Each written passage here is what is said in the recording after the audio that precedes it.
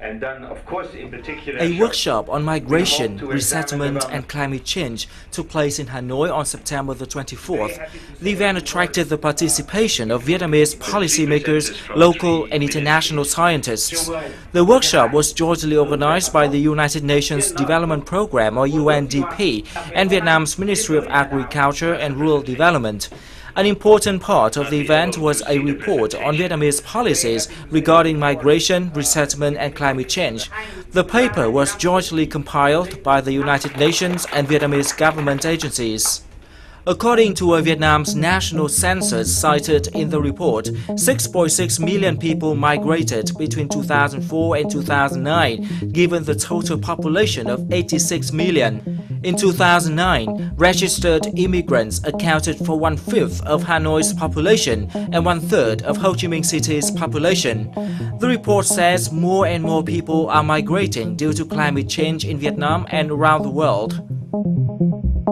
Bộ Nông nghiệp cũng như là cơ quan Cục Kinh tế Hợp tác Phát triển Nông thôn của chúng tôi đang tổ chức triển khai để sắp xếp lại dân cư, giảm thiểu những cái khó khăn, những cái thiệt hại do những cái thiên tai thời tiết, do những cái tác động của biến đổi khí hậu đối với lại khu vực dân cư. Từ đầu năm đến giờ thì cũng xin thông báo các vị đại biểu là chính phủ tổ chức rất nhiều các hội nghị để bàn vấn đề này. In this context, UNDP, IOM, UNFPA and our national partners have completed a joint policy discussion paper on migration, resettlement and climate change that will be presented today. The UN hopes that this paper provides policymakers as well as practitioners at national, regional and local levels with practical knowledge and analytical information with regards to climate change, adaptation, migration and resettlement. The paper is also meant to inform policy debates as well as programming in Vietnam in order to strengthen climate change action and ensure sustainable human development of the vulnerable population groups. The report includes recommendations for Vietnam to improve migration and resettlement to cope with climate change. At the workshop, delegates also discussed the construction of housing capable of withstanding climate change and social welfare programs for migrants, particularly due to climate change.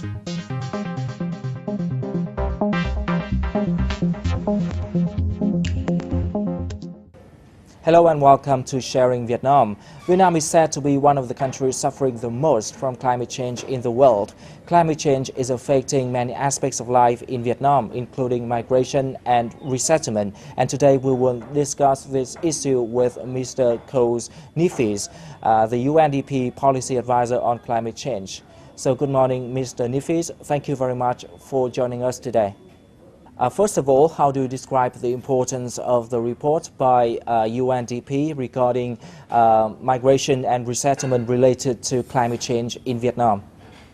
We already saw that the government is responding with resettlement programs for housing, also for agriculture, because of many reasons, not only climate related, also because of the construction of dams.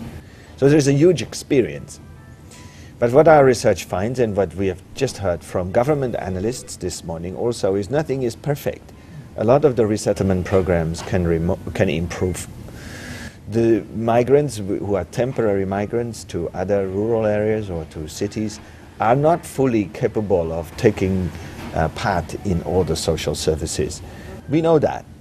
However, what we are now finding and saying, climate change is making things worse. It means everybody needs to work harder to support the migrant population, to improve further the resettlement programs. So we think it is extremely important for the present. We think it's even more important for the future, because climate change is gradually becoming worse. What are some observations in the report regarding the current situation of migration and resettlement due to climate change here in Vietnam? Well, to start with the resettlement aspects of it, we believe that the resettlement policies that are currently quite diverse need to be more strongly coordinated. They need to improve further in terms of the livelihoods focus, That means people can be moved to a place where they can live and where they may even have access to services, but they must also get access to livelihoods. Doesn't need to be farming per se, but markets. So that is one key consideration that is critical. We believe that that can be achieved by, for example, having a more extensive participation of people in the resettlement programs from the start to the finish, to the end of it. That there is better consultation, that there is more consideration for the various needs of people. On the migration side, I believe many people in Vietnam know that it is a difficult challenge to provide access to all migrants in the same, exactly the same way as people who have permanent residence somewhere. However, this is in the law. It is possible. It can be managed.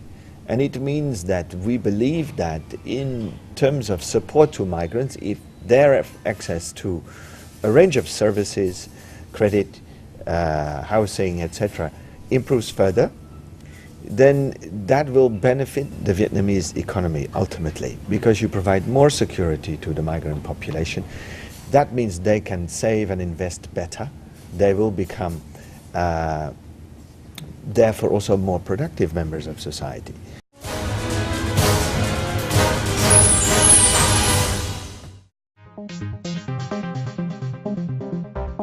Since 2009, UNDP has funded a project to improve the national capacity in coping with climate change in Vietnam, easing the impacts and controlling the emission of greenhouse gases.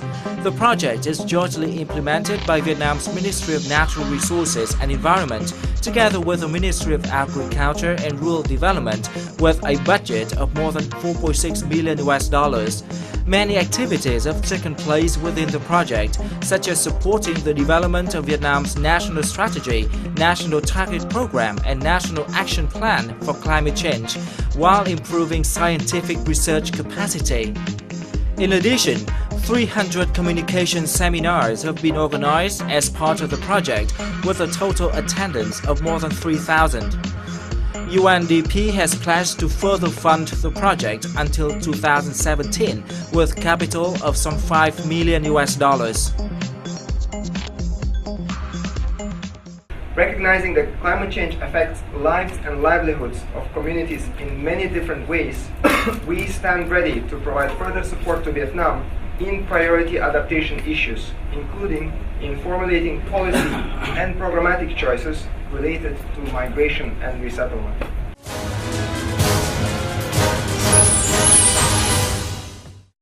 In your opinion, what are the major shortcomings and challenges of Vietnam in dealing with climate change at the moment? Well, one of the biggest challenges of the government is to conceive, to understand in a very concrete way, how then will you mainstream or integrate climate change? For example, climate change adaptation. I give you one example. UNDP and ADB are supporting the local authorities in a number of provinces and the Ministry of Agriculture, as well as Ministry of other ministries, to find ways of climate proofing of infrastructure. This means the question is, how much stronger or higher or wider should a bridge be for it to be capable of withstanding the pressures of climate change? This is received well by the government, by different government agencies. Now that we are trying to do this, it is extremely complex to discuss, to agree, to be sure by how much percent this bridge should become stronger in what way. That then needs to be regulated.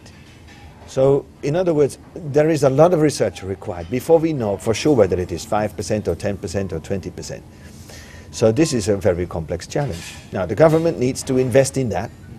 We need to invest in that, and we are trying. We is the international community.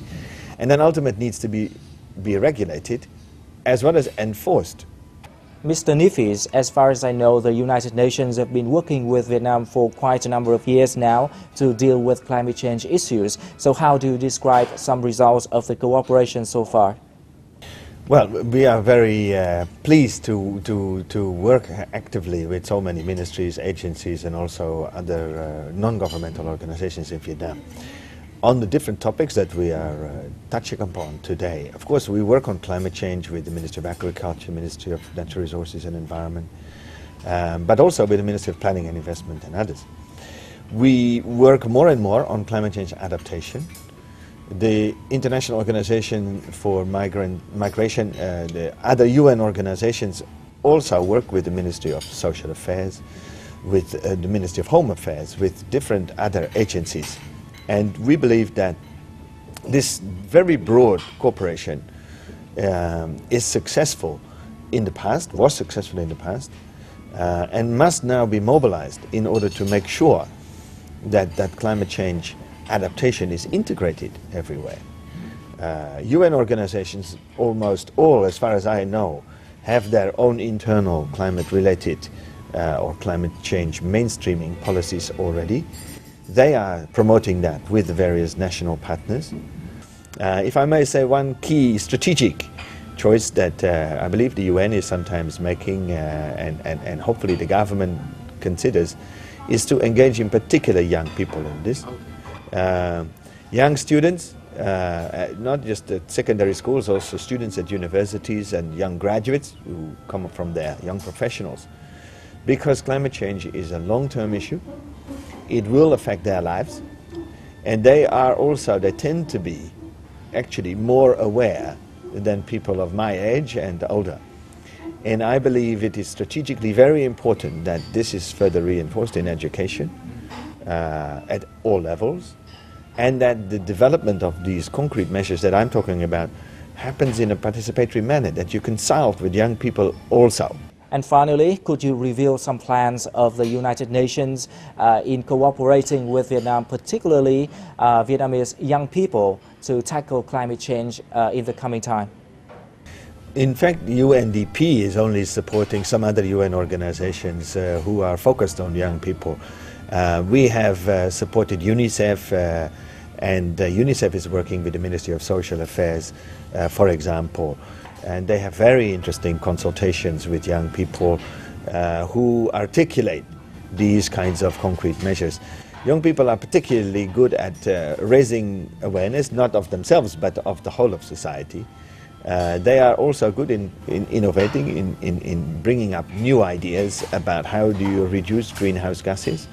For example, how do you reduce consumption of fossil fuels, of plastic and so on and so forth. All of that is extremely important. UNDP is not a youth or young people focused organization. It is the UN who does that in a broader way. UNESCO and other UN organizations also work with young people.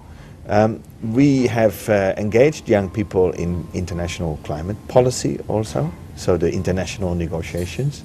Because it's Vietnam that must act, it is also Vietnam that must act as part of the global community. And the global community can help Vietnam to act locally. Mr. Nifis, thank you very much for joining us today and sharing valuable information. You're most welcome. Well, that's all for our Sharing Vietnam for today. Hopefully, with the active support of the United Nations and other foreign partners, Vietnam will come up with better measures and policy implementation to tackle climate change issues in the future. Thank you for watching and see you again next time.